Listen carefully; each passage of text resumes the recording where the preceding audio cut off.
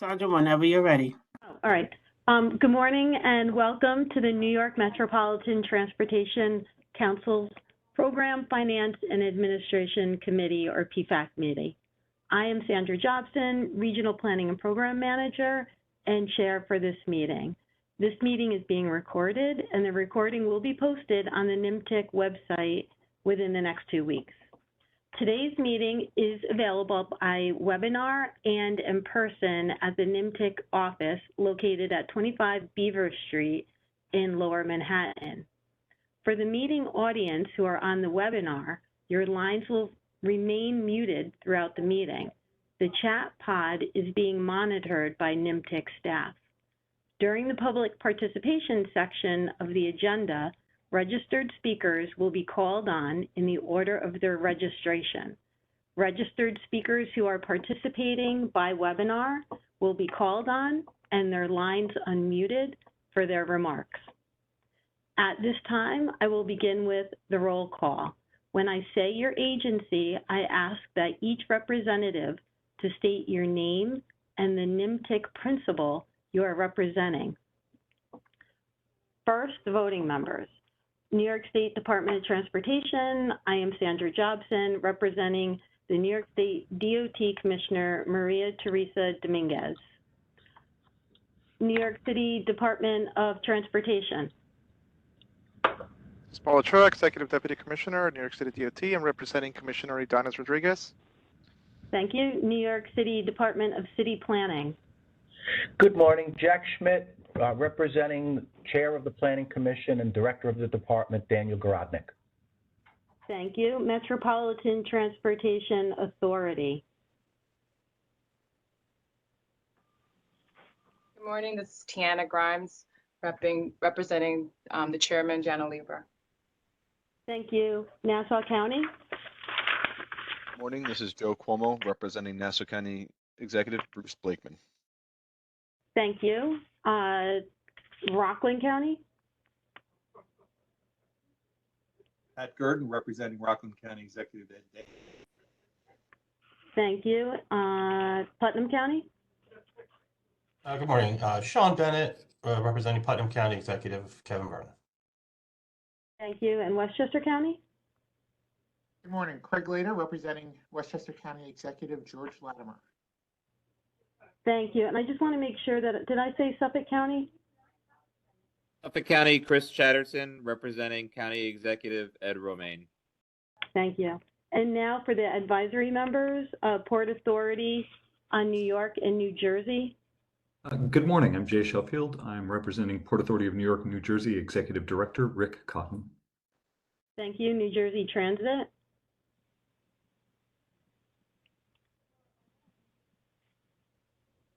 No one? Okay. North Jersey Transportation Planning Authority. Hi, good morning. Ted Ritter, NJTPA, representing Executive Director David Barrett.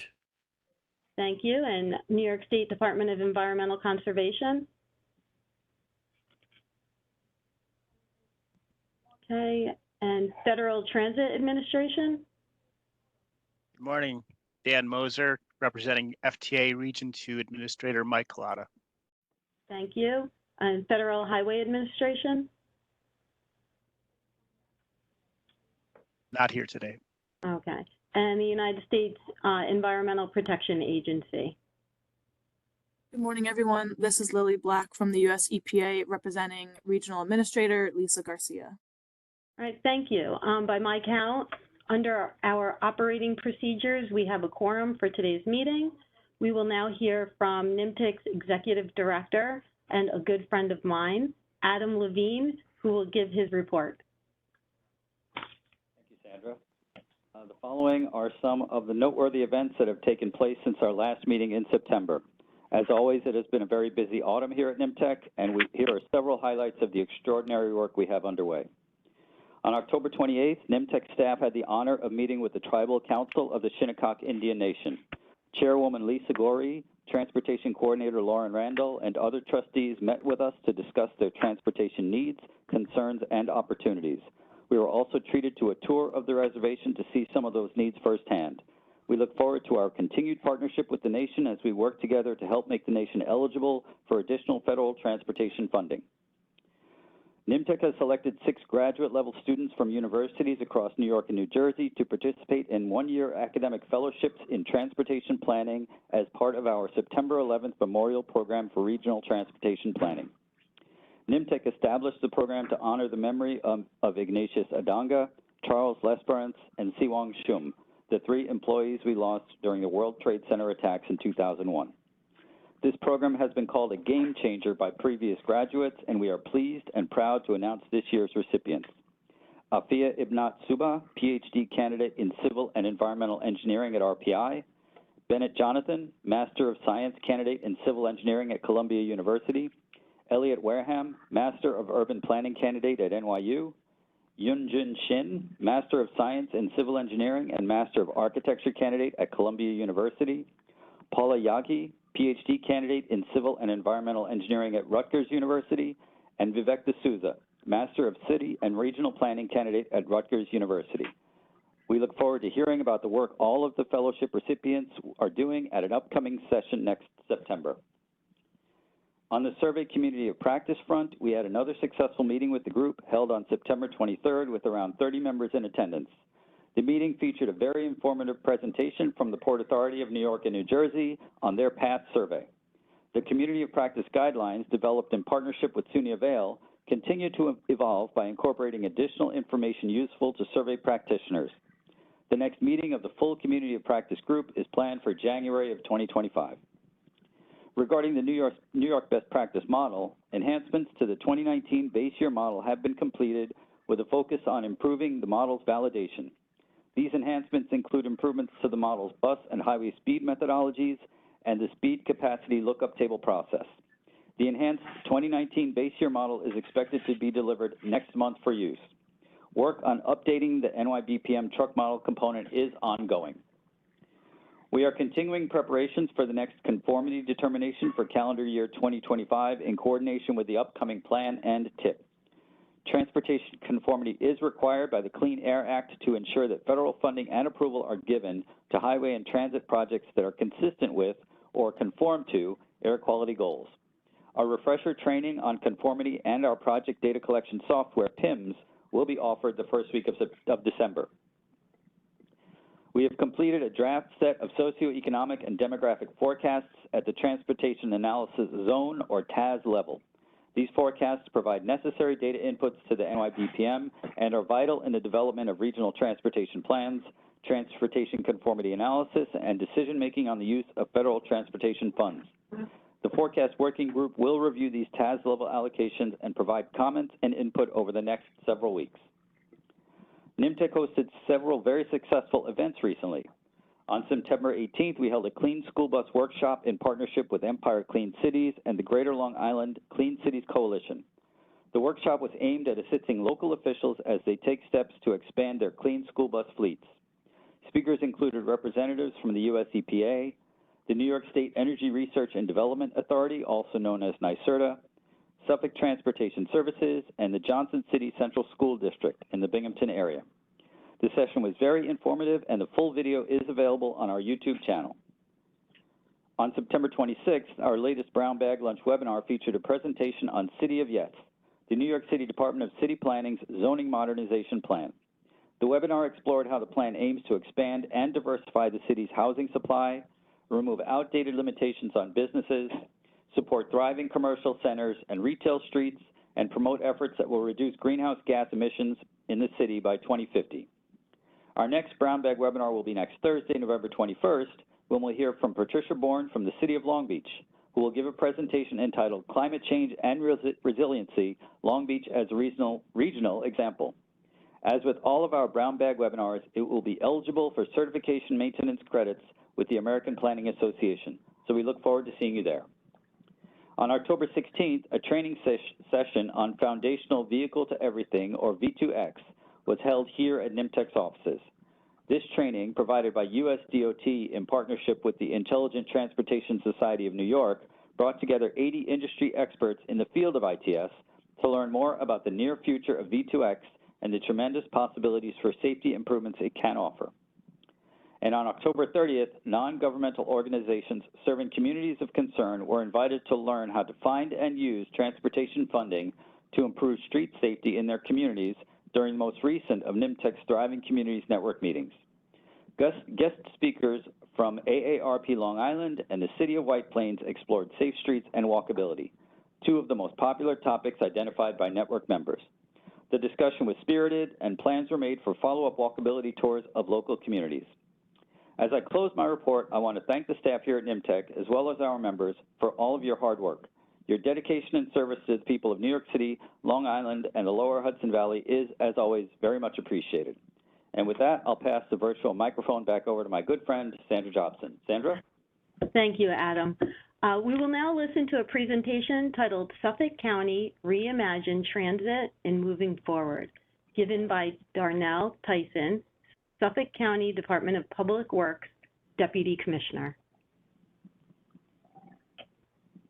Thank you. Good morning, everyone. And, thanks for giving me the opportunity to kind of share what we in Suffolk County have been doing over the past few years in terms of revising our system and upgrading it. And I should mention before I move too far along that this effort that I am representing here really rests on the shoulders of many here. Definitely like to mention my colleagues in the Department of Public Works, notably Chris Chatterton and Chris McVoy. We did this whole work in partnership with colleagues in economic development and planning.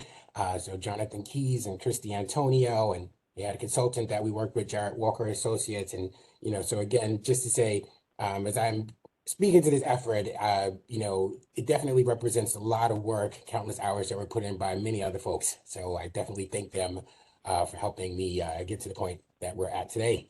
So next slide.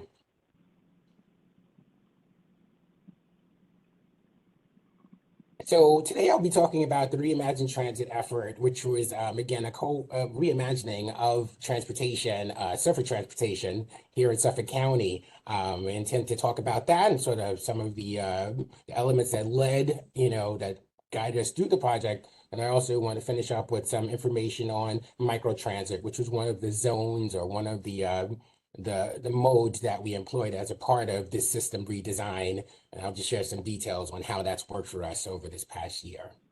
So to just kind of put things in context, Reimagine Transit was, again, the Suffolk County Transit's rebranding of our bus system. It actually is a project that took place over a number of years.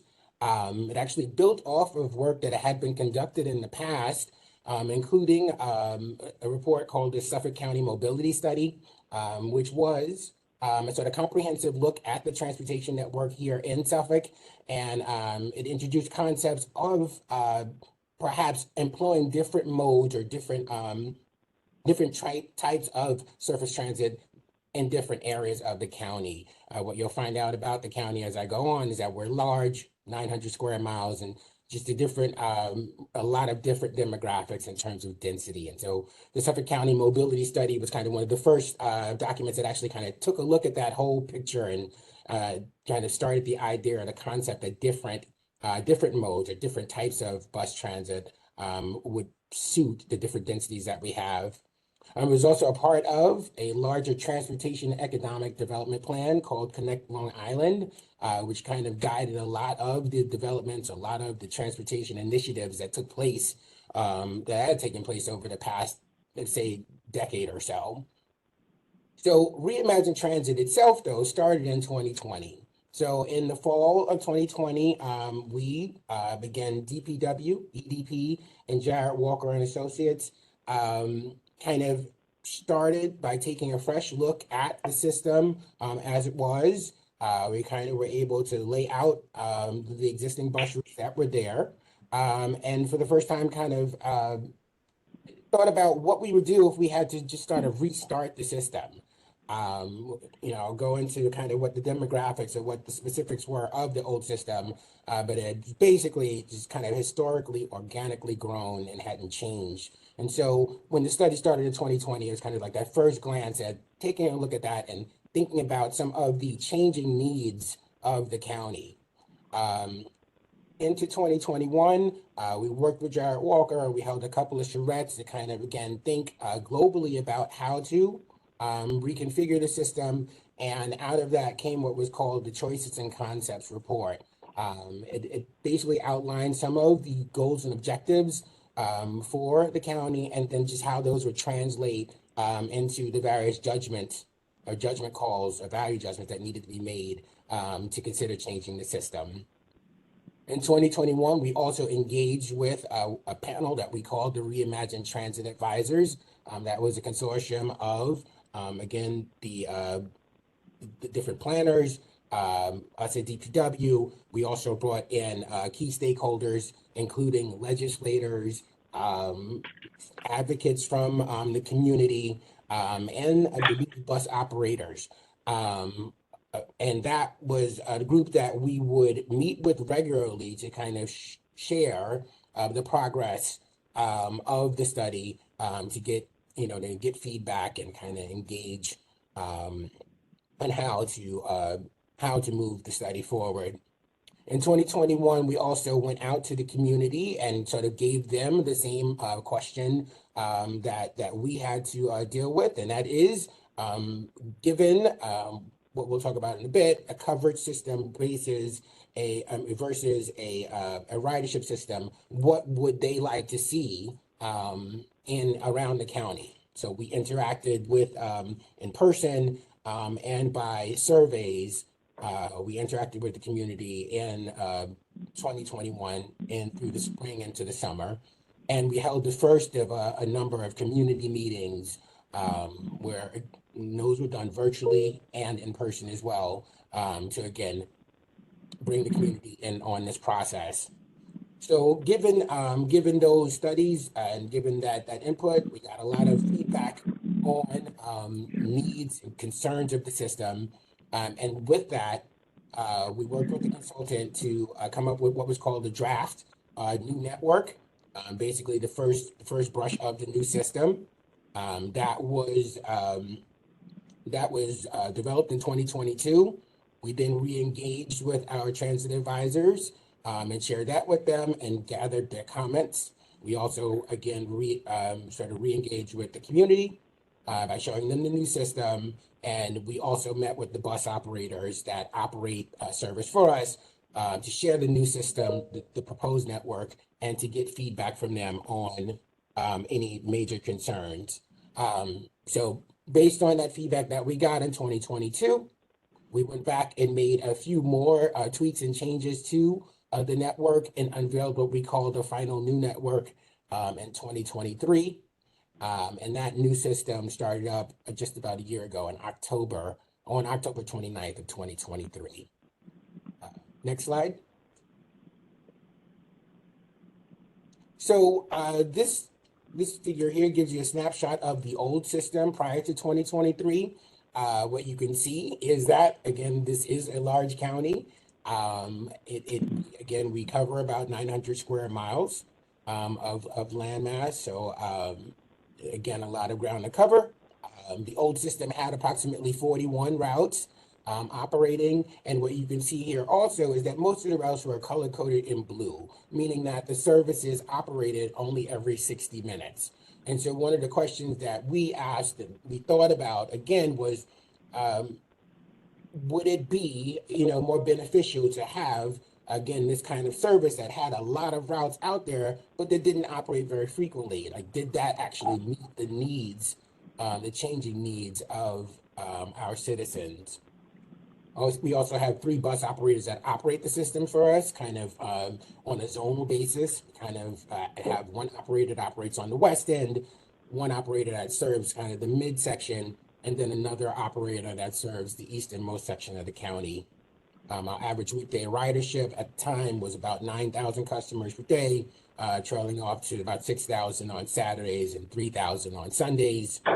And again, what you could also pick out here is that there were very few routes that operated more frequent than 60 minutes. There were only 3 routes in here in the old system that operated better than every 60 minutes. Next slide. So some of the goals for us in terms of this project was to stop the decline in ridership that Suffolk County had been experiencing. If you look at the ridership and the productivity of the county over the past 10 years, what you would have seen was that ridership was either stable or decreasing, which is again a situation that has been occurring or has occurred in municipalities all over the country. But again, that was one of the main things that we wanted to try to stem and turn around. And so for us, that was a key goal. Matching the transit supply out there that we were operating to the demand was important in terms of being able to make sure that we had buses operating in the areas where they were most efficient, not kind of just running lifeline service out there just for the sake of it. So this was, again, an opportunity for us to take a fresh look at that question and decide based on comments from our, from the citizens, from our riders, what kind of system they wanted to see. Thereby, by getting more customers onto our service, that would increase the efficiency of it. And as we did at the beginning, and as we are actually about to embark on again, we have surveyed our customers, trying to see how they feel about the system. And so as I hope that making these changes would improve rider satisfaction and make mass transit more of an option as opposed to or more of a preferred option, I would say, as opposed to as it was operating. Next slide. So again, for us, one of the major questions that we asked ourselves as we thought about the new service was about this sort of continuum here, is ridership versus coverage. And so the question that, we thought about a lot, and the consultant kind of outlined to us is, it's kind of shown here. If you have 18 buses, say, in a municipality, what choice do you make? Do you take those 18 buses and on the left, place them on only a couple of corridors that actually had high ridership or had that had higher density? But as an individual, you might have to travel farther to get to that more frequent service. Or did you lean more towards coverage, where those 18 buses instead would be 2 buses on about 9 routes? So everybody had a bus, but the service didn't operate as frequently. And so when we assessed the system, what we found is that Suffolk County had approximately a 50-50 split of ridership versus coverage. And what we asked, our citizens, and what we thought about ourselves is whether or not that balance was where we wanted to stay. And what our customers told us is that they would be more in favor of a more ridership-based system, even if that meant fewer routes. If those routes operated more frequently, they would, that would be a better system for them. Next slide. So these are just a snapshot of some of the highlights of the new system. One of the things that we did with the service was we expanded the system hours. As a part of the new system, the service was expanded to operate from 5 a.m. to 10 p.m. The service pattern previously, I always think about it as sort of operating like daylight hours only, where only like a few services operated after dark. What we did was we expanded the entire system to operate until 10 p.m. So folks that were working, an afternoon job, for the first time kind of had an opportunity to get home, on buses, whereas they didn't have that before. We also made the decision to operate the entire system 7 days a week. The old system only had 12 routes that operated on Sundays. And so we corrected that in the new system. And so the services all operated on Saturdays until 9 p.m. and actually on Sundays until 8. So again, for folks that needed to use the service to get to jobs or get to places of interest on the weekends, we for the first time kind of gave them that full flexibility to be able to get anywhere around the county. We also employed the use of time connections at a number of locations around the county. Working with the consulting group, we went back and again freshly rewrote the schedules and configured them such that at a number of locations around the county, all of the buses came in and left at the same time, significantly reduce the wait time that was being experienced, or it could be experienced at transfer locations, because the schedules prior to were not really coordinated in any meaningful way.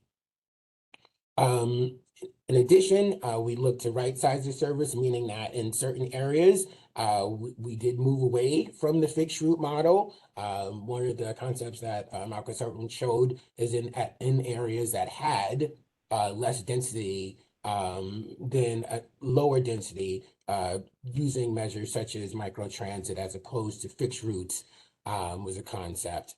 And finally, in a general sense, most of the system had service or headways increased to operate every 30 minutes as opposed to every 60 minutes. Next slide. So this is a snapshot of the new network. What I would hope that you would pick out from the old system is, again, a lot more red on the screen, a lot more red lines, sort of denoting, again, more frequent service than kind of like the blue 60-minute lifeline service that we were operating in the past. And again, this represents some of the service expansions and running into the weekends. Next slide. And so, as I mentioned a couple of slides ago, at a number of, actually, you can go back one slide. As I mentioned, at a number of locations around the county, we instituted what we call pulse points. So at a number of locations, which most actually turned out to be a lot of the railroad stations, we sort of rewrote the schedules for the buses such that, again, at every hour, every 30 minutes, they would all come in and leave at the same time. And so what that what that allowed for the first time was, again, a kind of across the sidewalk transfers between a number of routes, and not having to sit around and wait, for 15 minutes or 30 minutes for your bus. So for us, that was a very intentional exercise that we were able to roll into this. And it was important, again, to be able to increase the mobility, being able to kind of get around the county quickly. Next slide. And so this picture is actually just a snapshot, or a few snapshots of the system in action. The ones on the left represent the Brentwood Railroad Station, which is where we brought in, I believe, 6 or 7 bus routes for a coordinated time transfer. And that was right at the Brentwood station. And on the right, we have the Central Islip Station, which is another one of those transfer points that we set up. And that picture actually on the right was actually from the first day of service on a Sunday, which I would say on a typical Sunday, you would never see 3 buses together at the same location at the same time. So that's kind of what we had as a part of the new system. Next slide. And so what we've seen as a result of making these changes is that system ridership is up. Happy to report that at the beginning of this, the ridership gains were sort of lower. They were only in like the teens, 10 to 20% during the first few months of, the first few months of the service change, which is the end of 23. But in 24, those service gains have ramped up. We saw them rise into the 20s and the 30% range in terms of ridership this year versus the previous year. And in July, we saw a ridership increase of 33%. In August, that increase was about 29%. And then for September, we had an increase of 43%, over our year-to-date prior. So again, really sort of significant changes or significant increases in ridership that we've have been able to see as a result of these changes that we've made. And really, again, kudos back to the planners and everybody for working together to help us realize these ridership gains. Next slide. So microtransit. So again, coming out of the mobility study as a precursor, and then definitely followed up on or reinforced by the Reimagined Transit study, the concept of operating more customized or on-demand services in some of our lower or less dense population or less dense areas came about. And so microtransit has been in operation. We've actually have had it since 2021, but we further expanded its use as a part of Reimagine Transit. This is just a picture of one of the vehicles that operate out there, fully wheelchair accessible. And again, that's the mode that we employed in some of the areas out further east. Next slide. So this gives you just a snapshot of a couple of the areas that microtransit is operating in. On the left, again, we have the Southampton zone, which has been in operation since 2021. But as a part of Reimagine Transit, we implemented a second zone on the eastern end of the county from East Hampton out to Montauk. Next slide. And so this just gives you a snapshot of ridership under the microtransit mode. What you can see is that from 2021, we've seen steady gains in ridership. Although again, 21 to 23 was just Southampton, we can see that as during 2024, with the implementation of the East Hampton Montauk zone, our ridership has increased significantly under the microtransit mode. We're at approximately 30,000 trips served year to date in 24. Next slide. And so just to talk a bit about East Hampton and our experience with microtransit out there. So in the newest zone of ours, we started service there in April of 24. It actually replaced two fixed route services that operated, the 10B and the 10C. They only operated every 60 to 90 minutes, so it was not very frequent. But we changed it over to microtransit. And you know, we think that the ease of utility of the service, the ability to have a trip scheduled or have a trip brought to you within a couple of 100 feet, you know, versus having to walk to the main street to catch a 10B or 10C, and the improved headways, we believe that all of those components kind of helped to result in higher than anticipated demand in that corridor. So one of the issues, or one of the sort of the choices that we needed to make was to provide more service than was anticipated out in that area. And you know, right after starting the service, we worked with the operator out there, Hampton Jitney, to bring more bus operators out to the area. They changed their model to increase their marketing budget to try to get more operators out there, and also added seats to those buses to be able to allow for more shared rides. So in those different ways, we were able to kind of work together to meet the unanticipated higher demand that we saw out there. And even as of September, the total trips in that zone are over 4,000. And that is the trips served in that area would be about 2,000. There were 4,000 requests. And that 2,000 represents a 141% increase over the 10B and the 10C fixed routes that operated prior to. So again, we've seen higher ridership using the microtransit model. And just moving, you know, looking forward, we have had a planning meeting to kind of look at the profile for the system, and we have plans to make sure that we have adequate service out there for next year. Next slide. And so just moving forward, then this is the next area that we're looking at employing microtransit. It's in the Kings Park area. We'll be working with funding from state DOT in order to facilitate,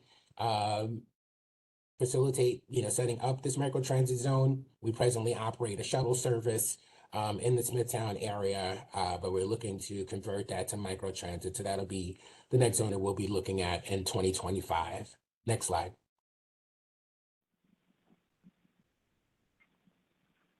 So just, you know, looking ahead after this sort of large scale change on the system. Where we're planning to go, or the things that we're kind of looking at, would be continuously monitoring the system, looking at the things that work and the things that don't. So the planners and DPW operations meet regularly to kind of discuss on a bus stop level, a bus route level, the different components of a reimagined transit that are working and things that need attention. So that effort we expect to continue as we continue to assess the system as we move into year 2. We are planning to go back out to survey our riders just to make sure that the changes that we made are having a positive effect. So those surveys will actually be occurring. We're hoping to start that in the next few months to get back out to speak with our customers and also online to make sure that the system is working. And we'll continue to monitor ridership levels to make sure that the increases, while we don't expect them to be as high as they've been, we want to hopefully build on these and try to continue on the upward trajectory that we've had with the system. Next slide. And this is just, again, a snapshot of some of the things that we're planning to do over the next year. Again, the East Hampton Microtransit replacement occurred in April. We have been installing new bus stop signage or fresh bus stop signage around the system. We have 2,500 stops, so that's a monumental effort. We have been able to roll out our real-time bus information. So again, our customers, primarily using the transit app, are able to get projections on where their next bus is, basically customized to the location that they're at. And I would just mention finally, surveillance cameras. That's one of the big items that we're looking to have installed on our buses, and we're hoping to get into that during next year. Next slide. So winding down, some of the lessons that we've learned from this is that, if we get together to give people or give our citizens and customers, good service, we found that they respond to it. I think the ridership speaks to that and kind of demonstrates that. What we found is that, again, when you're looking at ridership versus coverage, folks tend to want to gravitate to keeping the coverage service. Everybody wants to have a bus, taking them directly to their location, even though they said when we surveyed them that they would go for a ridership. So that kind of balance is an activity that we have to stay engaged in. I would say for systems, moderately sized systems like us in Suffolk Transit, the collaboration that we've had between DPW and EDP was key. We were able to rely on them and lean on them, for help in terms of getting folks out into the field and getting a lot of our initiatives met. Partnerships like that are really key to making something like this happen. And finally, I would just say public transit, like anything else, sometimes can get enveloped into politics and sort of actions like that. So being able to sort of navigate those challenges is, I would say, an ongoing exercise. And I think that's it. Thank you, everybody, for your time. Yes, thank you for that informative presentation. Do any members have any questions about the presentation? No? And Maura, we have some time. Are there any questions from the chat pod? Yes, thank you. So one request for the presentation that I will follow up on after Deborah Harris, I'll send you the presentation. And then Ted Ritter from NJTPA said, thank you for a fine presentation. What were your most successful public outreach / engagement methods for this effort?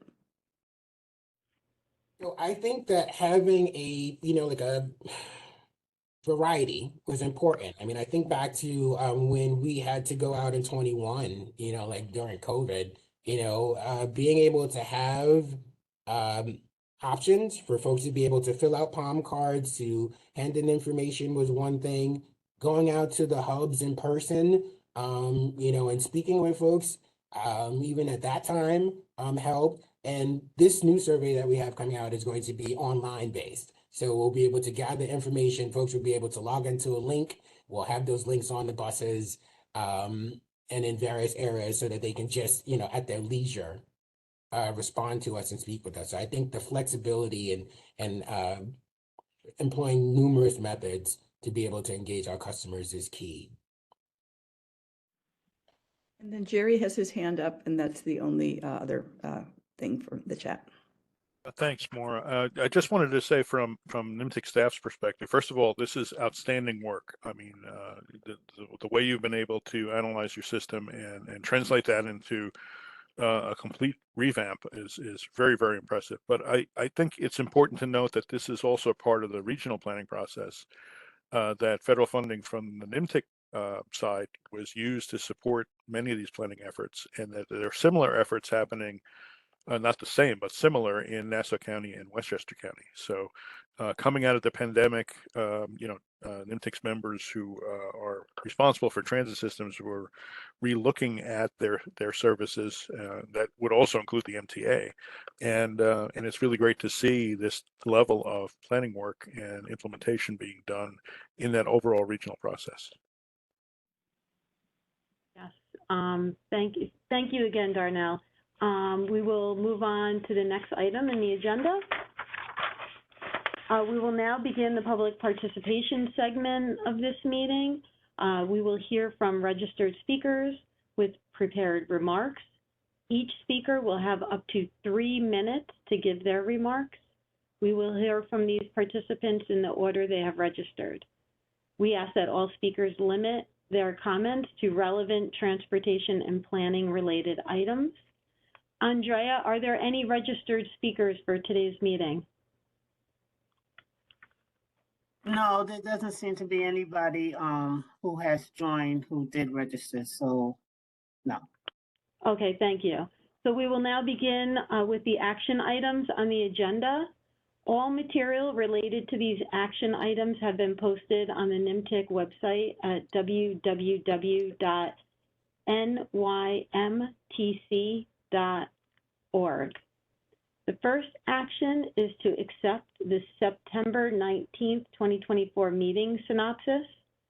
I ask all voting members to announce your name and the agency you represent when you make or second a motion.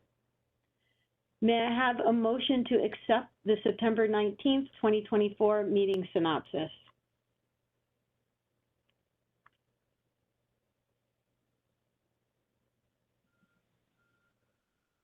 Motion, Jack Schmidt, New York City Department of City Planning. Okay, thank you, Jack Schmidt from New York City Planning. May I have a second? Joe Cuomo, Nassau County. I'll second that. Thank you, Joe Cuomo from Nassau County. Does anyone object to the motion? Okay, hearing no objections, the meeting synopsis is accepted. Thank you. The next action item is to adopt resolution number 591, amendments to the state fiscal year 2024-2025 Unified Planning Work Program. I will now ask Seitu Allen of NYMTC staff to introduce this resolution. Hi, good afternoon, everyone. So resolution number 591, these are, as the speaker mentioned, amendments to the 24-25 UPWP. There are 2 sets of actions in this resolution. The first, which is summarized within attachment 1, are 2 requests from the Metropolitan Transportation Authority as well as Suffolk County to reprogram funds from studies that are in the work program and move those funding from studies that are in the program into new studies. In other words, due to changing priorities, they are reprogramming funds to new discretionary planning activities and removing other activities from the work program. The second set of actions, which is summarized within attachment 2, NYMTC staff is requesting to add to the work program within its catalog of non-UPWP funded planning activities 3 separate Safe Streets and Roads for All grant program awards that were received by the NYMTC program area during federal fiscal year 2024. NYMTC staff has reviewed these actions and found them to be consistent with the plan. So NYMTC staff requests that the PFAC please adopt this resolution. Okay, thank you, Seitu. May I have a motion to adopt resolution number 591, amendments to the state fiscal year 2024-2025 Unified Planning Work Program? Motion, Jack Schmidt, New York City Department of City Planning. Thank you, Jack Schmidt from the city, New York City Planning. May I have a second? This is Sean Bennett from the Putnam County Department of Planning, Development of Public Transportation, seconding the motion. Okay, thank you, Sean Bennett from Putnam County. Is there any discussion? Okay, we will now vote by roll call, starting with the lower Hudson Valley, Putnam County. Sean Bennett voting aye. Rockland County, Aye. Westchester County. Aye. Okay, in Long Island, we have Nassau County, Aye. Suffolk County, Aye. New York City Department of Transportation.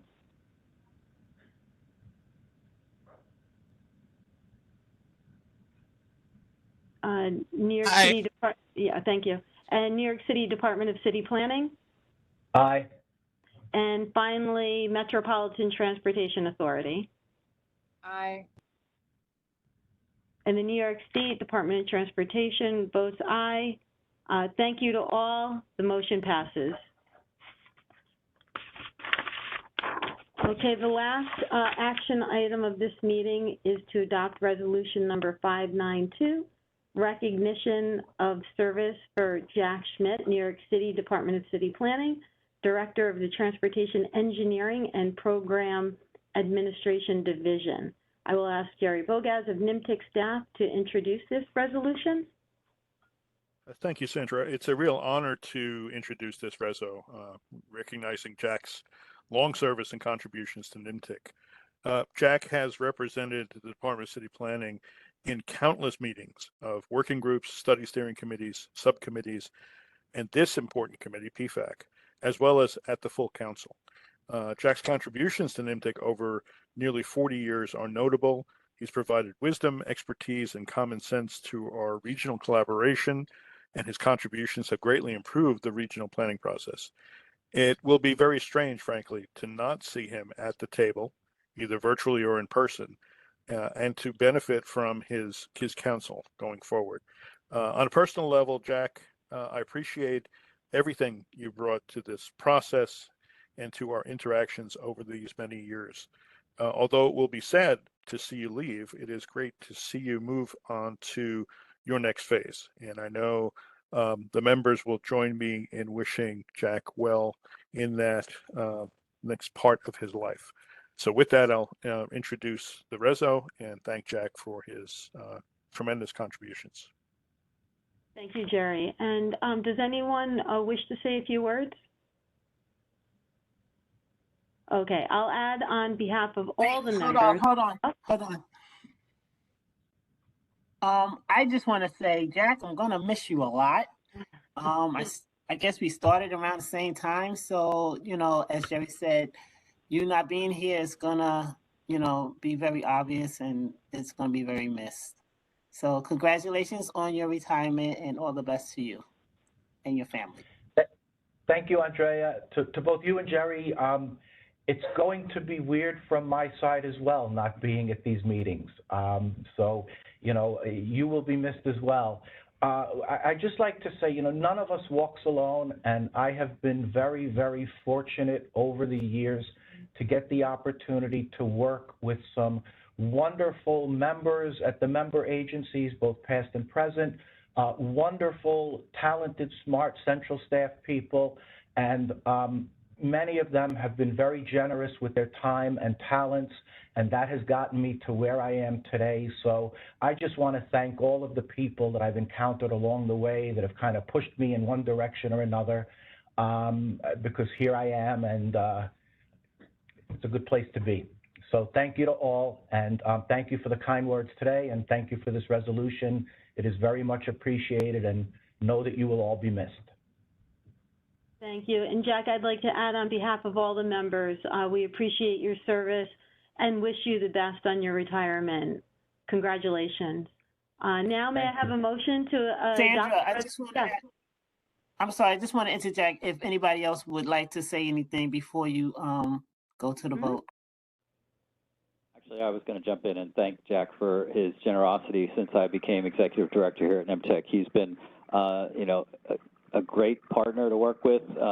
He's always been an available resource, and always treated every interaction with tremendous kindness and generosity. So thank you, Jack, and you're definitely going to be missed. Hi, Jack. This is Renee Peter Smith, New York City DOT. We've worked together for many years. I want to wish you well on your retirement, and it was a pleasure working with you. Hi, Jack. This is Olu Faran from TIA. It's an honor to have worked with you all the way from Region 11 many years back, and to have seen you on the table is very encouraging. Thank you very much for all that you did during this period and for what I learned from you. I wish you all the very best. Take care.